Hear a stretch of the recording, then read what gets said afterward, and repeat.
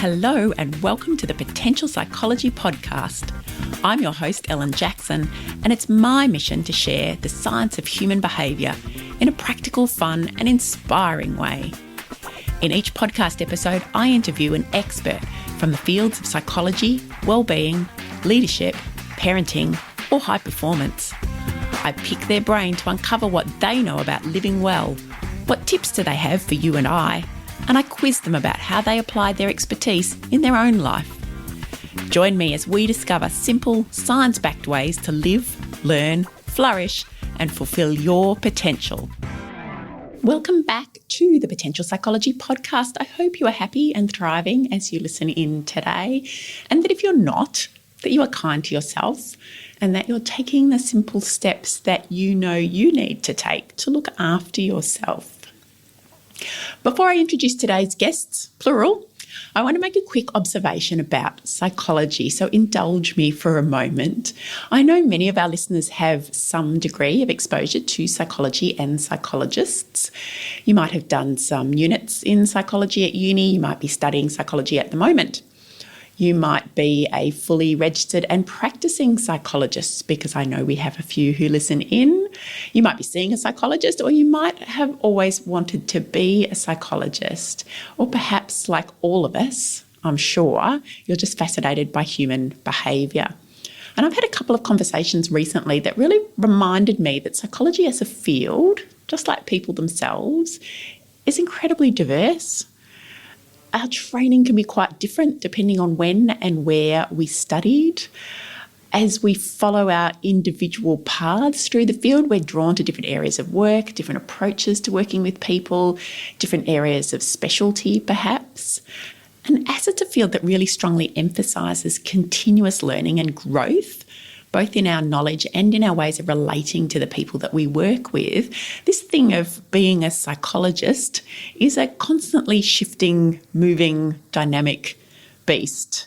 And what I've noticed through the conversations with other psychologists whose day-to-day work can be vastly different to my own is that underlying everything that we do, there's almost always a passion for helping others to grow and thrive and flourish, a sense of privilege in being allowed to help others to do that. And there's a really increasing drive to share the knowledge of psychology to promote well-being and happiness at a community and even a societal level. And I think this comes through really strongly in today's interview with two highly experienced psychologists whose work is a little different. It's utterly fascinating, and it's captured beautifully in their new book. My guests today, and there are two of them, are Professor Gillian Straker and Dr. Jacqui Winship, and they're joining me to talk about their new book, The Talking Cure: Normal People, Their Hidden Struggles and the Life-Changing Power of Therapy. Jill is a highly experienced clinical professor in the School of Psychology at Sydney University. She's published widely in psychotherapy and psychology. She's a passionate believer in the transformative power of authentic relating and is firmly of the belief that we are all engaged in psychological struggles that we tend to hide, including from ourselves. And Jacqui has over 20 years' experience as a clinical psychologist, psychotherapist and supervisor to other psychologists. Jacqui works with adults, adolescents and couples and believes in the power of therapy to enable individuals and couples to grow, heal and thrive. Both are based in Sydney, and they're joining me over the airwaves today to talk about their book, Psychotherapy, and what we can learn when we pay attention to the dynamics between people and within ourselves. Welcome to you both.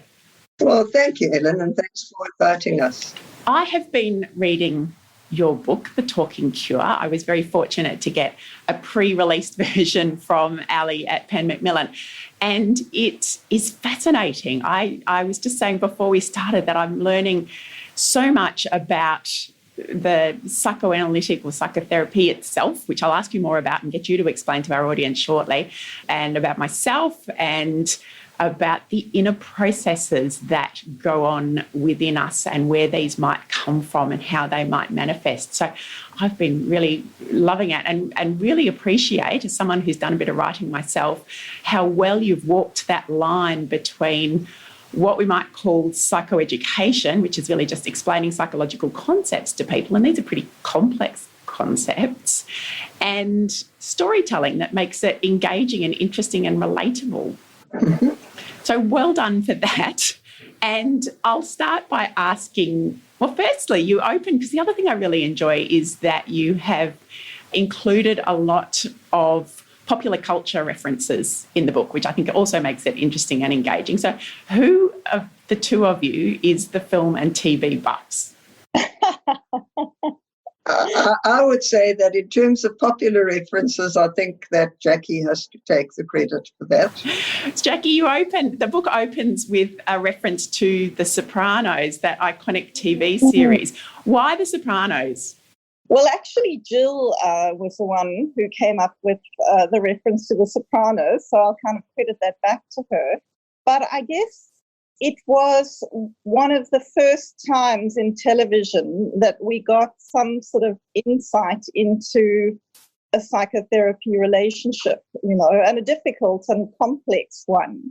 And it really, I think, allowed people to see how therapy could work for people. I mean, in some ways, it's a poor example because Tony, the client, ultimately is, unhelpable or unchangeable. But he does, along the way, come to various insights or understandings through his relationship with Jennifer Melfi, the therapist in The Sopranos. But I think it sort of helped people to see in a very graphic form and visual form how the therapy helped to reveal what might be going on underneath the surface for Tony, that there was more than what meets the eye, and that understanding unconscious motivations can help to sort of throw light on what's happening in, the sort of more observable conscious behaviors.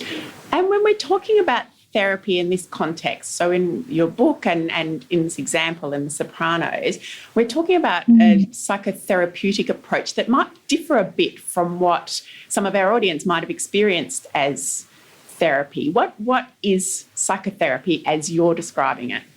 Well, I think that if we go back to The Sopranos, I think one of the interesting things about it is how important the relationship with Melfi becomes, despite the fact that that was certainly not actually what Tony's intention was, and how so many of his issues, which were about power and control and sexualizing, it in fact played out in the relationship with Melfi. And I suppose that what we're trying to do in relational psychoanalytic psychotherapy specifically is take the relationship as the unit of analysis, and not just simply the individual and what is inside of them, but how they co-construct a relationship with another person in repetitive patterns. So sort of the idea that how we might do the relationship in the room is also perhaps how we kind of doing the relationship, so to speak, outside of the room. And it gives you empirical, evidence-based data in the space between you. And I suppose that's one of the things that we're wanting to put forward, is that long-term therapy, and therapy which is outside of the sort of mainstream, which at the moment would be cognitive behavior therapy or dialectical cognitive behavior therapy, both of which are really make a great contribution, but that this is evidence-based because the piece of evidence is revealed between the two of you as the therapy unfolds. So my understanding is it's a reflection, I guess. So as the therapist, you are paying attention to the dynamic that occurs between yourself and the individual who's with you, and using that to kind of inform, I suppose, an understanding of the dynamic that person might be experiencing in the other important relationships in their life. Would that be a summary? That would be perfect. Absolutely. And I guess, within that, the therapist is sort of paying attention to what is going on in the client and also in themselves to form hypotheses about what it might be that creates difficulties for the client outside of the room. And then sort of honing those hypotheses in collaboration with the client, because we can never fully know another person's experience. We have to sort of keep mirroring that back to them in a way and getting their response or reaction to it. So it's really a process of kind of testing and learning. Precisely, exactly. So sort of learning from the patient, which I think is an important kind of key in the book around also breaking down the division between patient and therapist, as if all the knowledge is in the therapist, no knowledge in the patient, to try to see what is the knowledge kind of between us and how can one use that to generalize outside of the room into the world. So, yes, it's a kind of process-oriented way of thinking. And in the book, you use what you call case stories, not case studies, but case stories to illustrate. So for each chapter, there is the story of someone who is, from my understanding, a kind of an amalgamation of perhaps, a number of different clients that you've seen over time, or that between you've seen, one way or the other. So the therapist is a bit, in the stories, is an amalgamation, and the client is also an amalgamation, just to kind of give hypotheticals. Who are these people? Who comes to you for therapy? Ellen, if I can just say, you're spot on in terms of the amalgamation in regard to the people we see. But it's actually far beyond that, because it's an amalgamation of the people we see, our friends, our families, and ourselves. Okay. So it's kind of not just the people we see. And from that, we could say that the people we see are normal people. They are people like you and I who are struggling with issues that we all struggle with to some extent or another. For some people, those might be creating more impediments for them in lives than in other cases. But the people in our book are not special in some way. They are very much sort of everyman, if you like. And I think that's why I found it so relatable as I was reading it, was that, these are stories of people who might be functioning largely very well in a number of different areas of their life. They're professional people, they're parents, they're, very capable. But as you say, Jacqui, there might be just one bit that's kind of going a bit pear-shaped, for want of a better term. So they're parents who are struggling with the relationship, with a teenager who's acting out, or they're young professionals who just have started to see a pattern where their significant relationships are breaking down, and they're trying to understand why. Exactly. And I mean, Ellen, just to add to that, and I know Jax agrees with me about this, but also the idea of normal, because the only normal people are the ones you don't know very well, in my view. So I just think that everybody is just on a continuum. Some people might struggle more than others, but I don't think there's such a qualitative difference between people with issues that are acknowledged and perhaps more obvious, and people whose issues are more hidden. I think that's a lovely point. I often refer to people as kind of normal in inverted commas, because there really is no such thing as normal, is there? It's a bit like we can't talk about average people either. There's no average people. There's just people. Exactly. We have similarities and differences. So what was the driving force behind using these case stories as a way to depict the interactions that you might have with the client, and to help us to understand this relational psychotherapeutic approach? Well, I think that people relate to stories. You can tell them the theory of something, but it's really when they can see it played out in a story that they can more deeply and experientially understand it. So that was one of the motivating factors, that we wanted it to be a sort of live kind of learning. The other is, confidentiality, which both Jill and I take very seriously, that we'd feel very uncomfortable to tell the stories of real clients in a book. And the third thing is that we wanted to sort of show a broad, a sort of range of issues that are quite common to many people that we see, that they're not necessarily just representative of one client or patient, but actually representative of the kinds of things that many of us might struggle with. But Jill can tell you a little bit more, perhaps, about how the book began, because that also explains, the use of stories. I'd love to hear it. What prompted the idea of the book, Jill? Well, I was actually giving my seminars at Sydney Uni, and they, at that point, happened over a day. So there was a large lunch break. And in the morning, the students kept on saying to me, "Yes, but how does this way of working actually look? What does it look like? What is it?" And I thought, oh my goodness, that is such a wonderful question. And how do I actually try to bring this alive to them? So during the lunch break, I started to write the first chapter. And as Jacqui said, I was quite sort of committed to the idea of therapy being a sacred trust, because I really believe that, and not talking about a real live person, but thinking, okay, what are some of the common dynamics and how might they play out? So I sort of started at that. It started really at lunchtime at Sydney Uni. And then I sent it out to a number of friends of mine, including Jacqui, and all of them pretty much said the same thing, as well as Jacqui. No, you need to make it more alive. You need to put in popular references. But the only difference being that Jacqui actually did it. She didn't say to me, this is what you should do. She did it. And so I said, well, Jax, if you're going to do so much work, you better come on board. And lucky for me, and I would say that we've had a really fabulous time and a fun time trying to weave the thing together. So, Jax, I think that's how it started. Would you agree? Yeah, that in fact the relationship between the two of us has been a very important part of writing the book, and of, you know, in some ways sort of reflects our focus on relationality in the book itself and in the work that we do. So this is a really a living, breathing, I suppose not quite living, breathing, but you know what I mean, example of this emphasis on relationship. You know, that these dynamics that we have between people are happening in so many different levels and in different ways, and they touch on our experience of everything that we do, including writing a book. Yeah. And I think that we can understand our experiences better through relationship, which is part of the psychotherapy process. But I guess it was for Jill and I that we could understand what it was we wanted to say through sort of interacting with each other.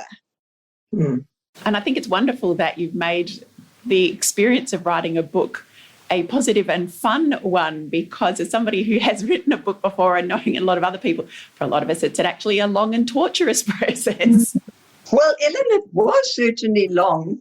And I mean, there were times when we felt it was quite torturous, for me particularly, when we had to rewrite and re-edit. That was my worst. Jacqui is much more focused on detail in that way than me, so we had a good kind of synergy. But I think if I were doing this on my own, I absolutely know I wouldn't have had the energy to push it through. So I do think that there was something about being able to laugh about certain things, and we sort of wrote it by going away for a series of writing weekends where we could do it pretty intensely, because for neither of us was it our day job.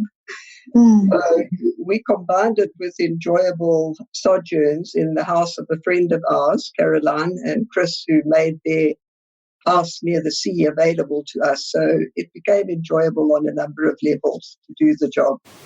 Wonderful. And look, I think it comes through really well that whilst some of the topics that you address, the case stories for each chapter, you know, there's some difficult stories in there and difficult issues at times for people, but there's nothing that feels difficult or distressing in the reading of the book. It feels light and engaging, but also very thought-provoking. That would be probably my experience of reading it. Was just, it really got me thinking about my family of origins. If it's part of what you talk about, is the experience of what you learn through dynamics with your parents from infancy, really, all the way through, and then how that might play out as you start to engage in your own adult relationships and experience of yourself. So, you know, it really, really got me thinking. It's hard not to identify a little bit with every one of the stories in there and to start asking yourself, ooh, is that me? Do I do that? Where might that have come from? And I guess that's certainly what we hoped for, Ellen. So it's good to hear that that was your response to reading the book. You know, we hope that everyone would recognise a little piece of themselves in some of what they read, and that it would help them to perhaps reflect a little more and be a little more interested in their own internal worlds. And would you say that's one of the goals that you had in writing the book, to kind of prompt a little more self-insight perhaps in the reader? I think definitely, Ellen, because I think that And, as you know, there are social references and we value social media. And so we see that as something valuable and it's here to stay. But also it does encourage a lot of focus on the external and on curating an image and on putting something out there, as opposed to perhaps, a more internal reflective space, which I think that we do find valuable. And we were trying to promote the value of looking inward as well as looking outward and trying to get that sort of into a better synergy rather than too much outward looking without enough inward looking. That was the one thing. The other thing is that there seems to be such a plethora of books around recognize the borderline and how to manage them, walking on eggshells, don't put up with the narcissist, tell the psychopath to take a hike, all of which are helpful and true, and we're not gainsaying them. But, sometimes it helps to look for the little narcissist or the borderline or even a bit of antisocial in oneself. And start with that rather than projecting it always into the person other than yourself. Yeah, so a little bit less of what I know in some circles they call that kind of othering, that this, experience that this is not something that happens to me, this is about other people. Yes. And realising or coming to appreciate that, as you say, Jill, we've all got a little bit of those different dynamics, those different attributes. There's bits in us all that if we really reflect on them, we might not be that comfortable with. I think that comes out in a lot of the stories that you share. Yeah. Yes. But the insights can be challenging. So taking the opportunity, I guess, then to actually be comfortable or start to consider those things about ourselves that perhaps we're not that comfortable with or we don't like, and what is that telling us? And I think that is part of what comes through in these stories, and part of what comes through in your description of the therapeutic process is that when we find a kind of a safe place to explore a bit of that ourselves, that's where we can hopefully make a bit of progress in perhaps repairing those relationships or repairing, some discomfort within ourselves. Because really what I think gets us into trouble often is not our vulnerabilities, but our defenses against us, against ourselves, actually. We're defending against ourselves. Difficult or problematic feelings, or we see a bit of a narcissist in ourselves and we feel shamed and we try and push it away, rather than thinking, well, maybe lots of people have this and I can try to think about it and think about how it affects my relationships and try to work on it, rather than just do the othering and pretend it's only the other and not me.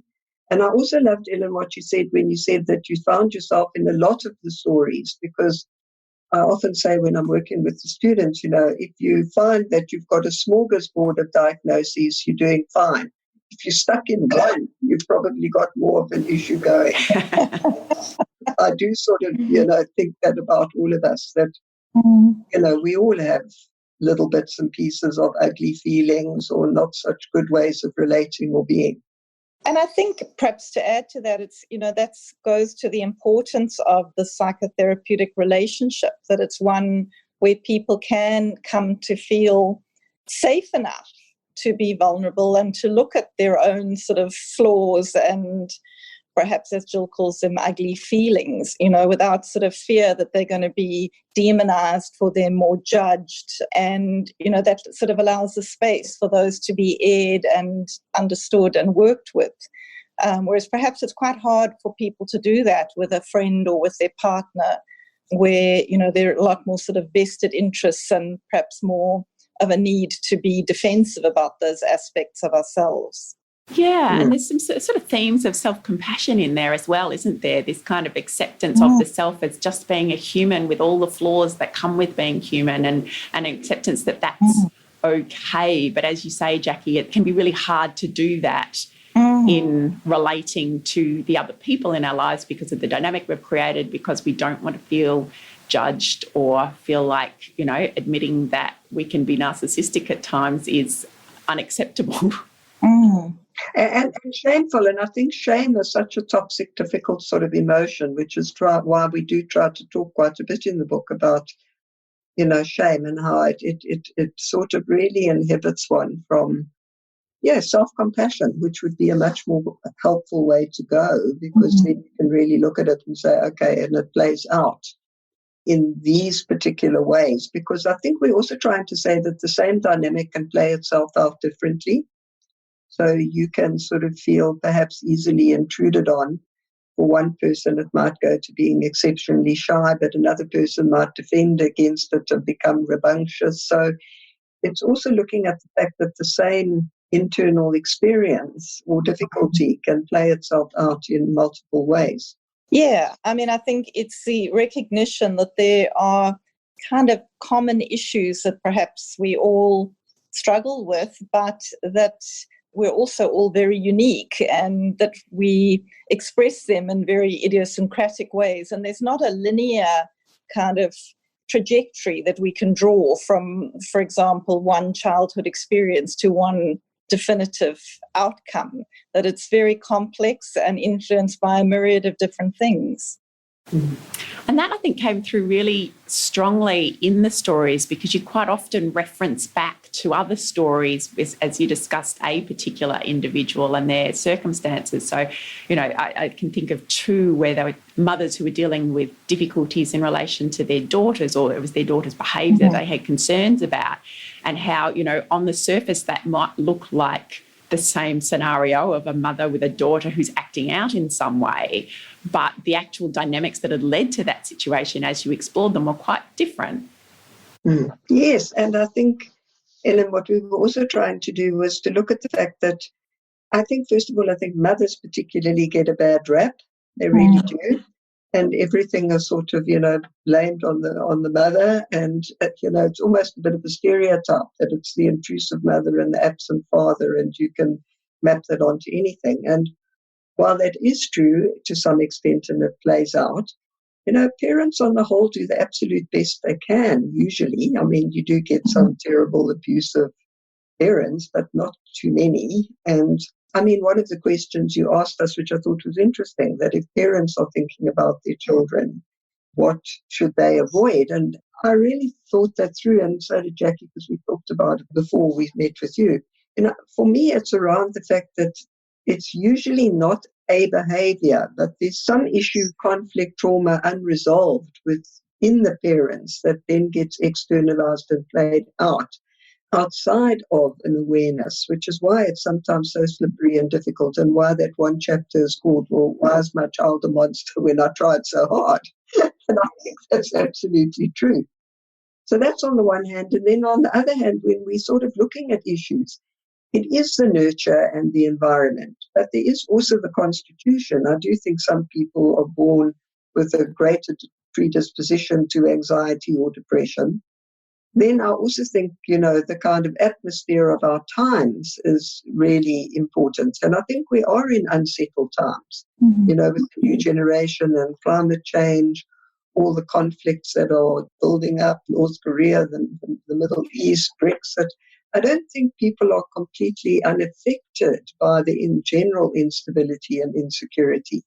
And then I think very importantly, which has been perhaps underestimated sometimes, is choice. We do make choices. We're not just a blank slate. And I think, even children have a crossroads where they could go down that path or that path. And, yes, they're being nudged perhaps by nurture and their predisposition to go A, but they're also making a choice. And sometimes they will make a choice to be in a surprising way. So I think we wanted to bring that as well. Yeah, and I guess to add to that, the important thing in many of the stories that we tell in this book is to highlight how when there is more self-awareness about the sort of unconscious patterns or relational dynamics that people play out, then there is a heightened capacity to choose. You're no longer just sort of blindly doing something. You can actually exercise choice about how you're going to respond to that. Yeah, so it's more complex, because what prompted my question to you in preparation for this was, as a mother myself, and I've got two boys who are 10 and 7, and I know a lot of parents and I know a lot of the anxiety that comes along with parenting. And again, you mentioned the circumstances of our times, Jill, and, I think that is one of the areas where social media is perhaps not always helpful, in that there is a tendency to kind of escalate distress or anxieties around, am I getting parenting right? Again, in inverted commas. But as I was reading, I thought there could be a lot of people, because in each of these stories, it does relate back to the individual's experience of growing up and what had happened in their childhood and their relationships with primary carers, usually parents, and how this might have shaped a pattern of behaviour, as you say, Jacqui, that's largely unconscious. Mm-hmm. And then reading as a parent thinking, oh my God, what am I doing that is going to screw my children up?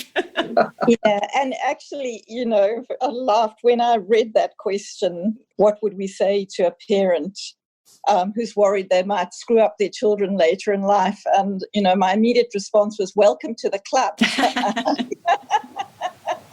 Again, a bit of self-compassion. It's just the normal part of being human. Because, both Jill and I are parents ourselves, and we know how difficult it is to always get it right. And all we can do is, the best that we can. And I think most parents do have good intent. Very few parents look at their baby lying in the crib and think, I really want to screw your life up, Most of them have only the best of intentions.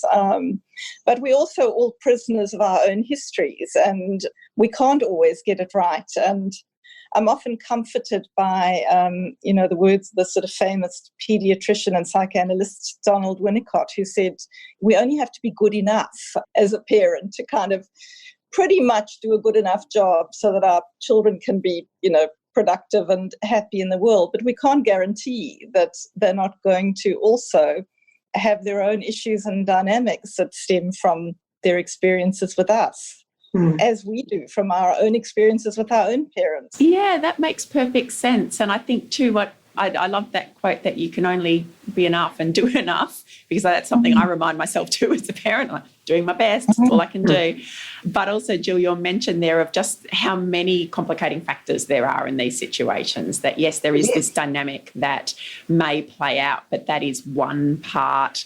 As Jacqui, you said, that can come also from our own experience. So, there's almost a multi-generational thing that can happen here, but environmental context, social context, and the choice that we have as well. So even, Jill, as you said, for children, there's still choice, that they still get the option to decide how they're going to respond to something, perhaps not necessarily with a lot of cognitive awareness, but it's there. And then certainly as we go into adulthood, we get a lot of option and choice. So it's not so much that hopefully what we're doing as parents is going to play out in our children's destiny. Well, I often say to parents, there's one way and only one way to do parenting, and then people look alarmed until I say, and that's the wrong way.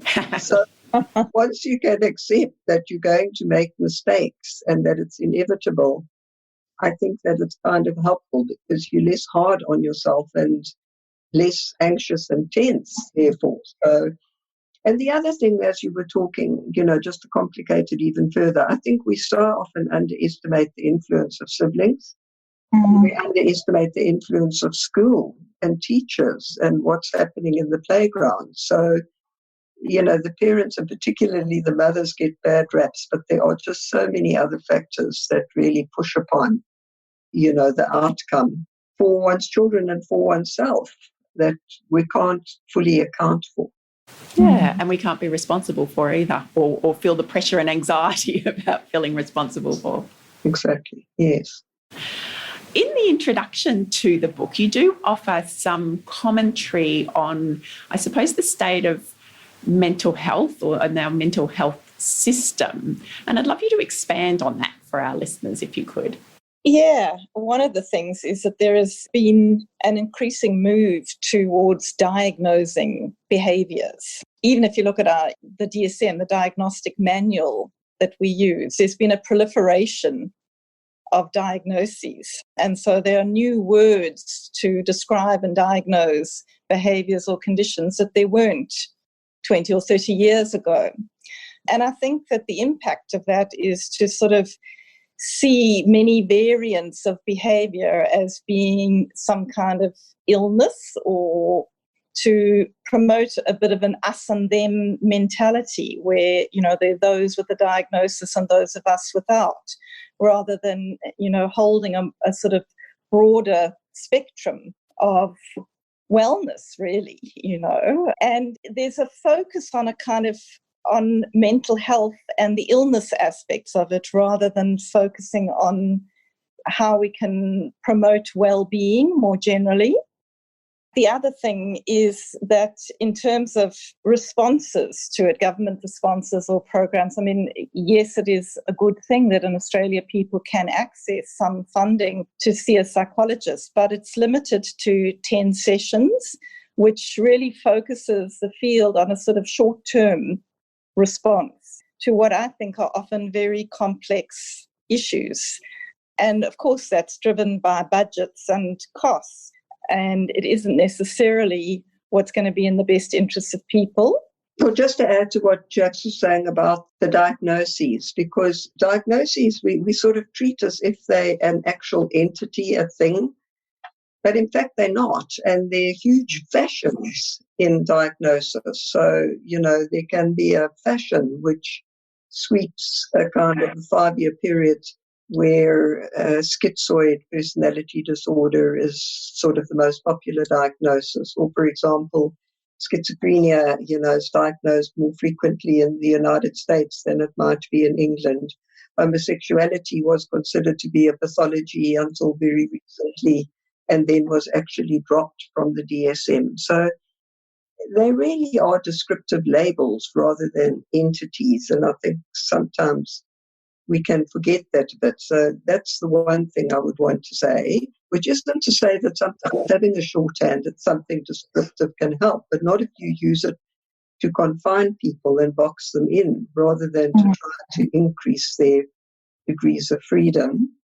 And then picking up on what Jacqui said, and I am quite passionate about this actually, and this does flow, in fact, from the book in terms of what writing the book taught me, is to try to focus more on mental well-being as a sort of lifestyle choice. Because if you think about it, we go to Pilates or yoga, or people exercise, or they look at their diets, they cut out this, they cut out that.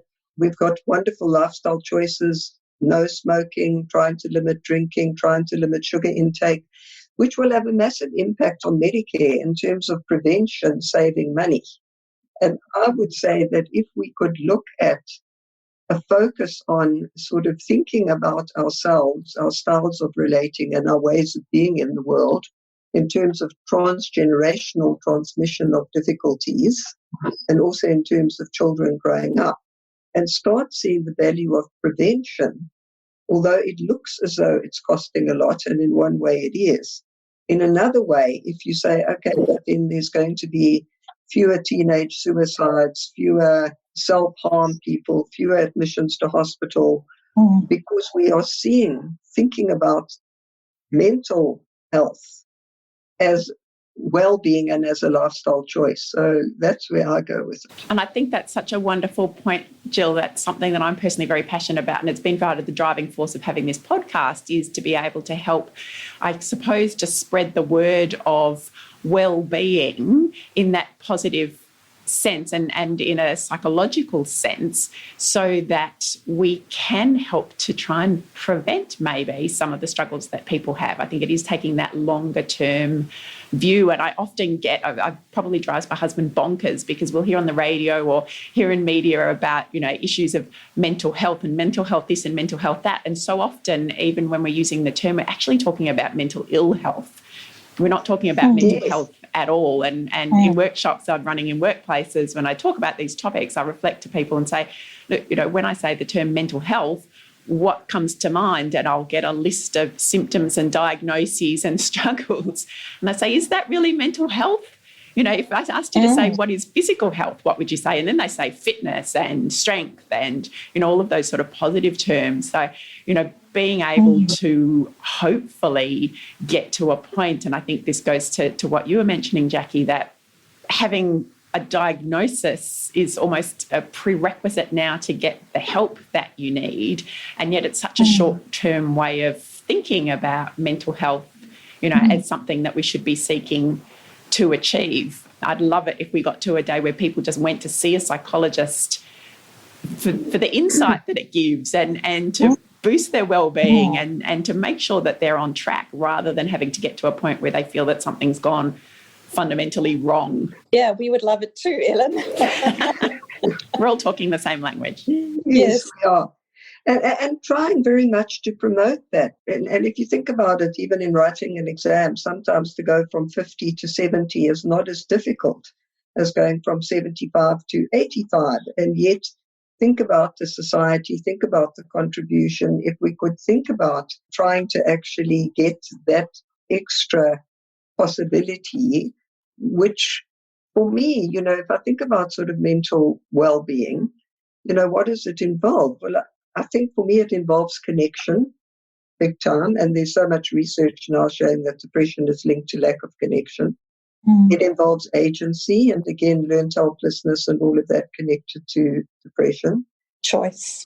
But I think it also involves things like making a contribution and altruism.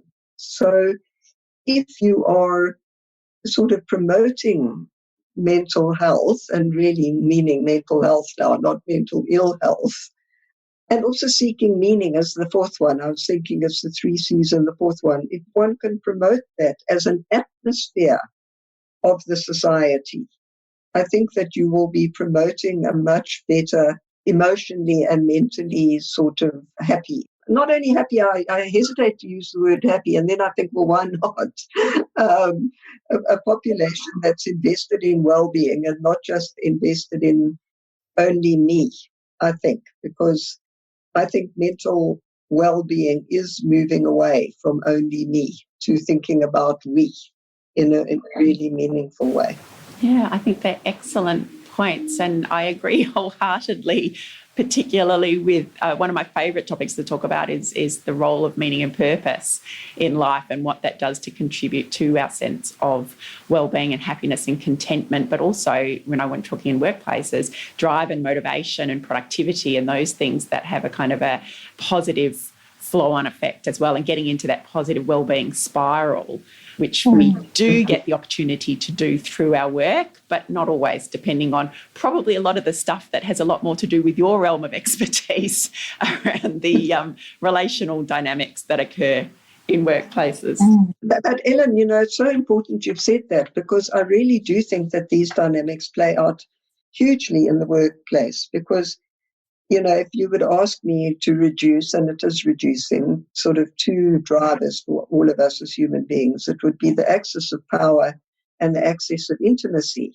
And it's mainly the access of intimacy that we're dealing with in the book, because we're dealing with familial and love relationships and romances and all of that. But in the workplace, you're dealing with the other aspect of it, which is the access of power. And I think those 2 dimensions are the 2 dimensions where we are liable to co-construct difficult and problematic relationships, because in our families of origin, we have to deal not only with sort of intimacy and closeness, but we also have to deal with authority structures of the parents.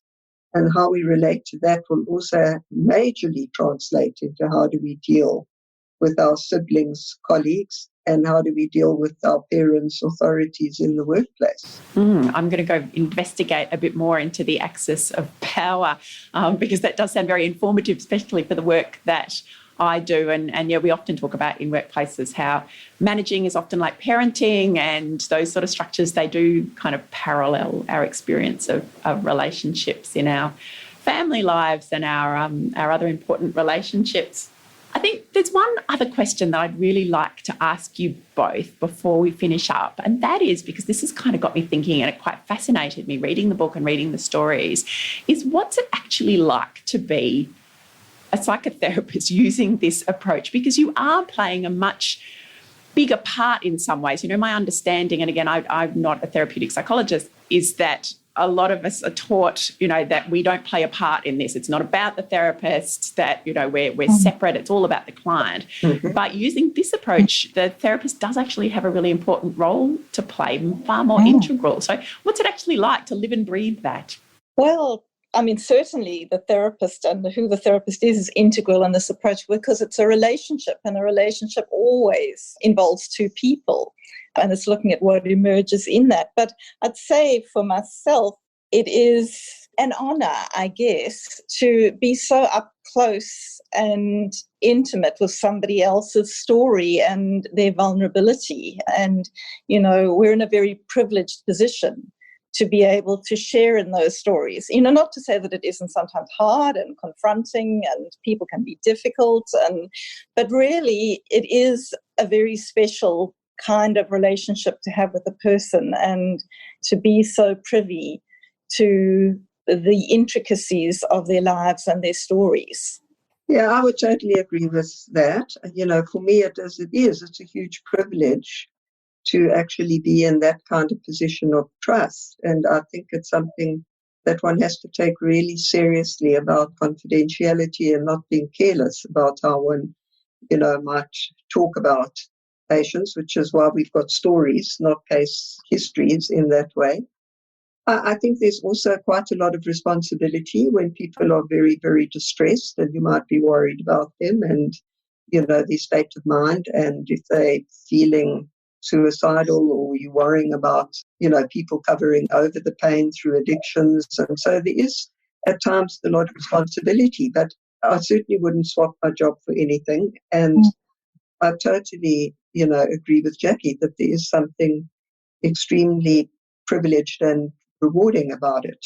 Look, I do think that there are particular modalities where it is important for the therapist to step back, and, you know, so what you're referring to is a different modality, which I think, you know, those it's probably appropriate. But I think the idea that a therapist can be neutral, for me, would have perhaps, in my view, gone out of fashion with, you know, Heisenberg's principle of uncertainty, by which one means, and he was looking at atoms and was seeing how the tiniest atom is influenced by an observer.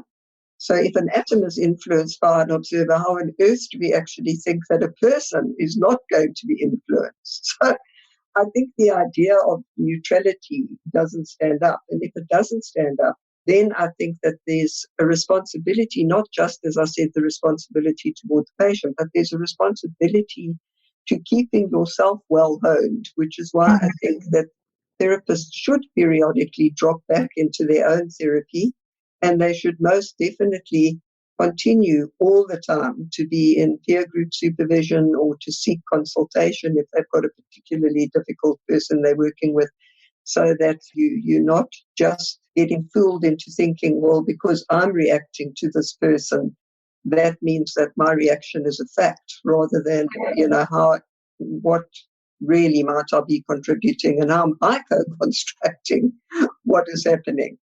But you're right when you're saying that the way of working is really an accumulation of experience, including life experience. Yeah, and I think maybe what that sparked off in me is just the thought, you know, there's a lot of focus on psychology as a science, and certainly, you know, there's something to be said for that. But I think in this kind of psychotherapy, it is also an art, and that you've sort of got to find the balance between those two things. And, you know, adding to that, because I think that if you think about it, as human beings, we are influenced by the tiniest biochemistry. And let's face it, if our biochemistry goes out of whack for whatever reason, our hormones, or we don't have enough serotonin, we seriously find ourselves in an altered state. But we're influenced by that, plus then huge things like ideology, religion, music, family, school, politics, and everything in between.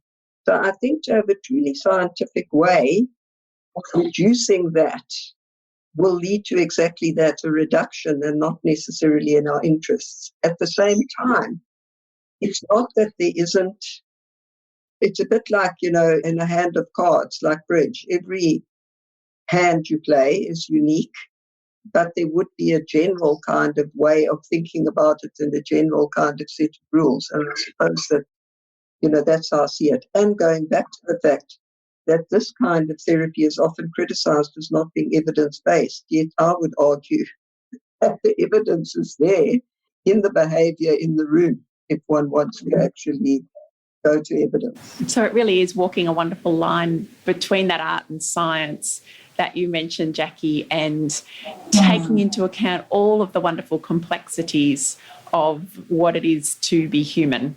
That's right. Thank you both so much for today. I have thoroughly enjoyed our conversation and I have learnt a lot. I hope that it has both encouraged our wonderful listeners to get hold of a copy of your book, which is released in June of 2019 through Pan Macmillan. So it will be available in all good bookstores and online. I will link to the book and to some of the other resources that we've mentioned over the course of today's conversation in the show notes. But I really do appreciate your time, your input, your insights, and I hope that everyone walks away from this feeling a little more well. Thank you. It was lovely to meet you.